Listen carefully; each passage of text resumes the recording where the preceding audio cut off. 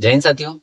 आखिर सरकार बार बार e KYC करवाने के लिए क्यों कह रही है कि अगर आपने ई केवाईसी नहीं करवाया तो आपको सरकारी जो भी योजना मिल रही है उसका लाभ बंद हो जाएगा।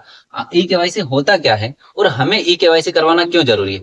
आइए समझते हैं सारे जवाबों को। देखिए, केवाईसी की शुरुआत वर्ष 1970 में अमेरिका में हुई थी और वो बैंकों के लिए हुई थी, और भारत में भी 2002 में बैंकों में ही लागू किया गया। लेकिन बैंकों में इसकी सफलता को देखते हुए और सरकारी योजनाओं में भी कहीं ना कहीं गलत व्यक्ति तक वो योजनाओं का लाभ पहुंच रहा था, और जो सही व्यक्ति था वो इंतजार में था कि सरकार उन तक योजना पहुंचाएगी।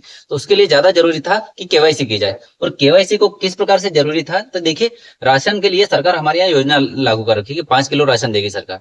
अब 80 करोड़ लोगों को सरकार फ्री में राशन देती है, तो हो सकता हो कि उसमें से 60 करोड़ लोग ही 5 किलो अनाज के लिए योग्य हो और बाकी 20 करोड़ लोग ऐसे ही ले रहे हो।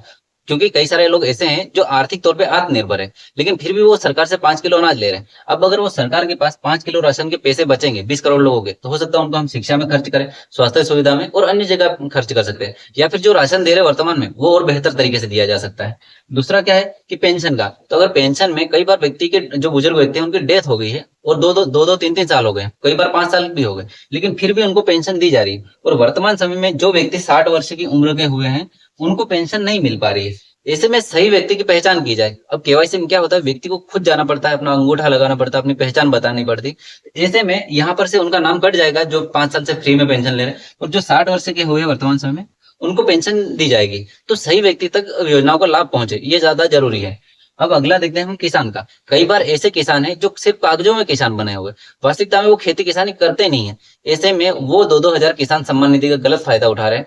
ऐसे में अगर उन व्यक्तियों की पहचान की जाएगी कि लाइए आपका वो डॉक्यूमेंट दिखाइए, खेती का क्या है, कितने रजिस्ट्री है, नहीं है वगैरह, ऐसे में उनका भी नाम हट जाएगा जो भी फर्जी लोग हैं। तो सरकार के पैसे की भी बचत होगी इसमें, किसान मतलब केवाईसी के माध्यम से, और साथ ही साथ जो योग्य व्यक्ति है उस तक भी योजना पहुंचेगी। और बाकी आप क्या सोचते हो केवाईसी के बारे में, आप हमें कमेंट सेक्शन के माध्यम से बताइए, और मिलते हैं नेक्स्ट वीडियो में। जय हिंद दोस्तों।